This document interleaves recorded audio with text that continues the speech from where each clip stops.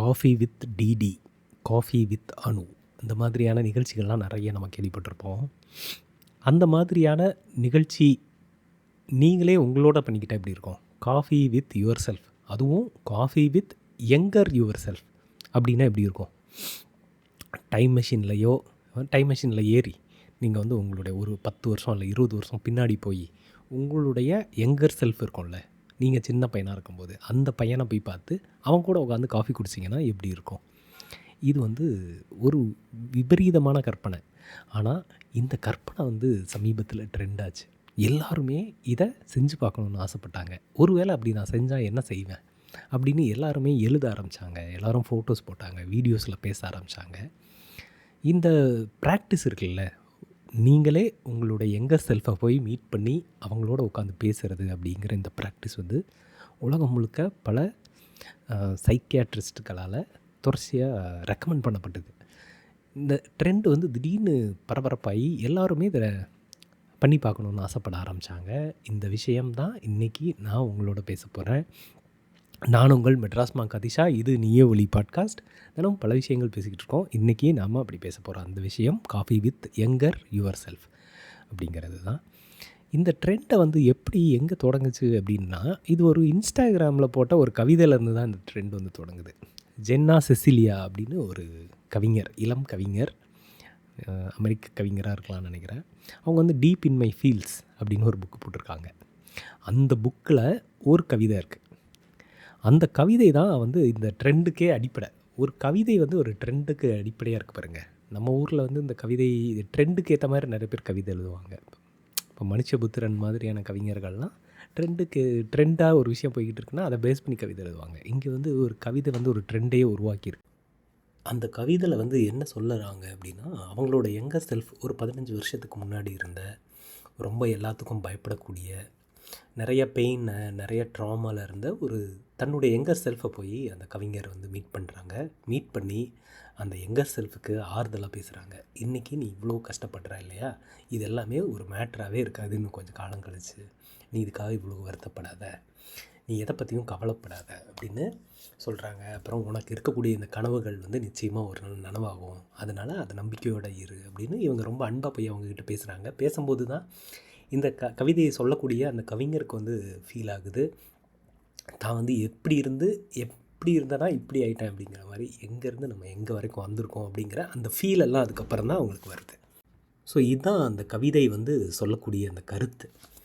இந்த கவிதை வந்து ரொம்ப பரபரப்பாக எல்லாராலையும் பகிரப்பட்டுச்சு. கிட்டத்தட்ட 50,000 லைக் வாங்கியிருக்கு. 50,000 லைக்ஸ் வாங்கியிருக்கு. பல இன்னும் ஆயிரக்கணக்கான பேரால் பகிரப்பட்டுச்சு. எல்லோரும் இந்த கவிதை மாதிரியே தன்னுடைய யங்கர் செல்ஃபை மீட் பண்ண மாதிரி கவிதைகள் எழுத ஆரம்பித்தாங்க. நானும் வந்து என்னோடய யங்கர் செல்ஃபை மீட் பண்ணேன், நான் என்னோடய யங்கர் செல்ஃபை மீட் பண்ணேன் அப்படின்னு சில பேர் வீடியோவாக போட்டாங்க. சில பேர் வந்து புகைப்படங்களை பகிர்ந்து தங்களுடைய கருத்துக்களை கட்டுரையாக எழுதுனாங்க. அப்படின்னு இந்த ட்ரெண்ட் வந்து ரொம்ப பரபரப்பாக பரவுச்சு. இந்த ட்ரெண்ட் வந்து எல்லாருக்குமே தங்களை தாங்களே திரும்பி பார்த்துக்கிறதுக்கான ஒரு வாய்ப்பாக இருந்தது. நம்ம எப்படி இருந்தோம், நம்ம என்னெல்லாம் செஞ்சுட்டு இருந்திருக்கோம், நம்ம எதுக்கெல்லாம் ஏங்கியிருக்கோம், நம்ம இன்றைக்கி எந்த இடத்துக்கு வந்து சேர்ந்துருக்கோம், நம்ம ஏங்கின விஷயங்கள்லாம் எவ்வளோ நமக்கு கிடச்சிருக்கு, நம்ம எவ்வளோ சாதிச்சிருக்கோம், எவ்வளோ நல்ல விஷயங்களை கடந்து வந்திருக்கோம், எத்தனை பெயினை கடந்துருக்கோம், எவ்வளோ தோல்விகளை நம்ம கடந்து வந்திருக்கோம் அப்படிங்கிற அந்த செல்ஃப் கம்பேஷன் இருக்குல்ல, செல்ஃப் கான்ஃபிடென்ஸு, தன்னை பற்றின ஒரு நல்ல மதிப்பீடு, இப்படி பல விஷயங்களுக்கு வந்து அது ஒரு அடிப்படையாக இருந்திருக்கு. இது எல்லாருக்குமே ரொம்ப ஆச்சரியமாக இருந்திருக்கு, எப்படி இது நடக்குது அப்படின்னு. அப்போ எனக்கும் ஆசையாக இருந்துச்சு, நான் கூட இதை பண்ணி பார்க்கலாம் அப்படின்னு. நான் என்னுடைய ஒரு 20 வயசில் நான் வந்து சென்னைக்கு வேலை தேடி இங்கே வந்த அந்த பையனை போய் நான் இன்றைக்கி பார்க்கணும் அப்படின்னு நான் ஃபீல் பண்ணுறேன்.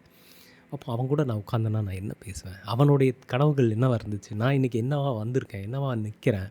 எனக்கு வந்து அன்றைக்கி என்னுடைய பேர் வந்து ஒரு ஆனந்த விகடன் இதழில் ஏதோ ஒரு மூலையில் ஒரு ஜோக் கீழே என் பேர் வந்திருந்தால் நல்லாயிருக்கும் அப்படின்னு நான் ஃபீல் பண்ண ஒரு காலங்கள் இருந்துச்சு. அந்த 20 வயசு பையனுக்கு அப்படி ஒரு லட்சியம் இருந்துச்சு. ஆனந்த விகடனில் ஒரு சின்ன பேர் வந்தால் போதும் அப்படின்ற மாதிரி. அப்புறமா ஏதோ ஒரு சினிமாவில் ஒரு சின்ன பேர், நம்ம பேர் வந்ததுன்னா நல்லாயிருக்கும் அப்படின்ற மாதிரி. ஏதோ ஒரு இயக்குனரோட கூட நின்று ஃபோட்டோ எடுத்துக்கணும் அப்படிங்கிற மாதிரி. இந்த மாதிரி சின்ன சின்ன நிறைய கனவுகள், ஆசைகள்லாம் இருந்திருக்கு. இன்றைக்கி வந்து எல்லாமே பெரும்பாலும் நிறைவேறிடுச்சு. அதுவும் போதும் போதுங்கிற அளவுக்கு நமக்கு நிறைவேறி இருக்குது. ஆனாலும் நம்ம மனசு வந்து அந்த பையனை போய் இப்போ மீட் பண்ணும்போது அவனுடைய தேவைகள், அவனுடைய ஆசைகள், அவனுடைய கனவுகள் எல்லாமே ரொம்ப சின்ன சின்னதாக இருந்திருக்கு. அவன் அவ்வளோ அவமானங்களை வந்து கடந்து வந்திருக்கான், அவ்வளோ பிரச்சனைகளை கடந்து வந்திருக்கான், பசியை கடந்து வந்திருக்கான், அவ்வளோ.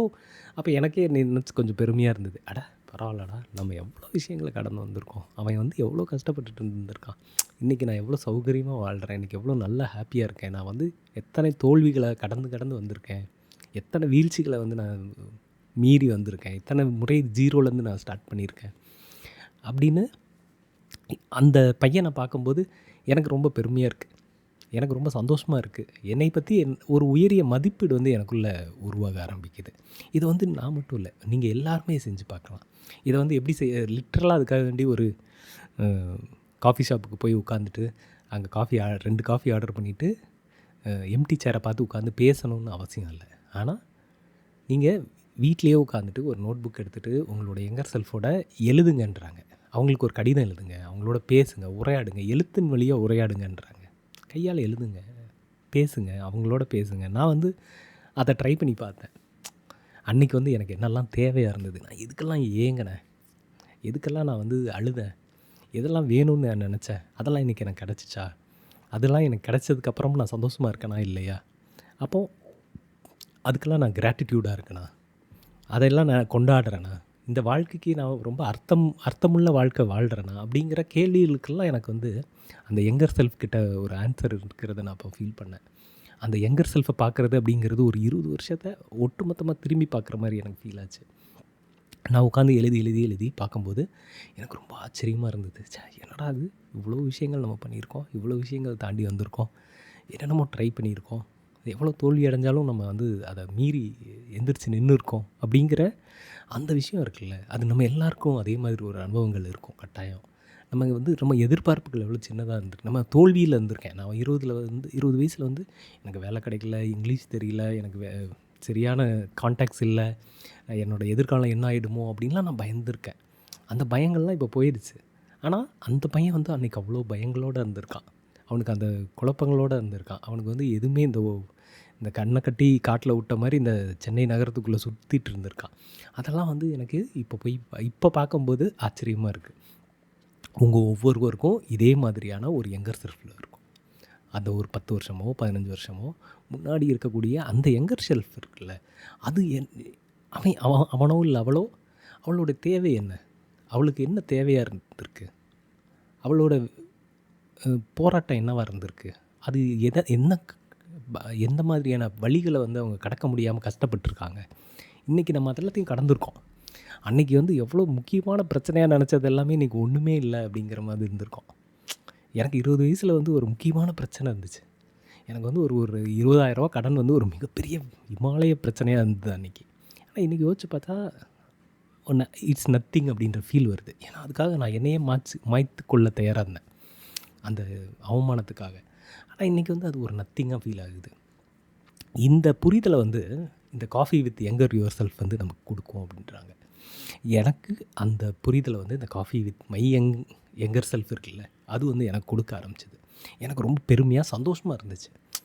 பரவாயில்லடா, நம்மளால் இவ்வளோ விஷயங்கள் பண்ண முடிஞ்சிருக்கு, இத்தனை விஷயங்கள் நம்மளால் சூப்பராக செய்ய முடிஞ்சிருக்கே அப்படின்னு. என்னென்னமோ பண்ணியிருக்கோம், நம்ம என்னென்னமோ ட்ரை பண்ணியிருக்கோம். ஒரு காலத்தை வந்து அவ்வளோ வீணடிச்சிட்டேன், நான் வந்து வீணாக போயிட்டேன், நமக்கு வந்து சரியான இது இல்லை, நமக்கு அது கிடைக்கல இது கிடைக்கலன்னு நமக்கு இன்றைக்கி இருக்கக்கூடிய எவ்வளவோ குறைபாடுகள் எல்லாம் தாண்டி நம்ம எத்தனை விஷயங்களை கடந்து வந்திருக்கோம், எவ்வளோ விஷயம் பண்ணியிருக்கோம் அப்படிங்கிறத எண்ணி பார்க்கும்போது தான் நம்மளை பற்றி நமக்கே ஒரு பெருமையும் சந்தோஷமும் செல்ஃப் கம்பேஷனும் வருது. நம்மளே ஹிட் பண்ணிக்க மாட்டோம் இதை தெரிஞ்சுக்கிட்டோம்னா. அதுவும் இல்லாமல் நம்மளுடைய பல கேள்விகளுக்கும், அதாவது இன்றைக்கி ப்ரெசண்ட்டில் இருக்கக்கூடிய பிரச்சனைகளுக்கான கேள்விகளுக்கான விடைகளும் வந்து இந்த யங்கர் செல்ஃபை மீட் பண்ணுறப்போ நமக்கு கிடைக்குது. ஸோ இது எல்லாருமே கட்டாயம் இந்த coffee with younger your self எல்லாருமே கட்டாயம் பண்ணி பாருங்கள். அதை வந்து லிட்ரலாக ஒரு காஃபி ஷாப்புக்கே கூட போய் ஒரு புக்கு ஒரு நோட் பேட் எடுத்துகிட்டு போயிட்டு 2 காஃபி வாங்கி வச்சுட்டு உட்காந்து எதிரில் உங்கள் சின்ன பையன், உங்களோட சின்ன பையனோ சின்ன பொண்ணோ இருக்குது அப்படின்னு நினச்சிட்டு அவங்ககிட்ட பேசுகிறதா நினச்சி எழுதுங்க, கைப்பட எழுதுங்க. அவங்களுக்கு என்னெல்லாம் பிரச்சனை இருந்துச்சு அவங்களுக்கு ஆறுதல் சொல்லுங்கள். நீ கவலைப்படாத, 40 வருஷத்தில் இது 10 வருஷத்தில் எல்லாமே மாறிடும். நீ பெரிய ஆளாக போகிற, இப்போ ஃபீல் பண்ணாதன்னு அவனுக்கு போய் சொல்லுங்கள்.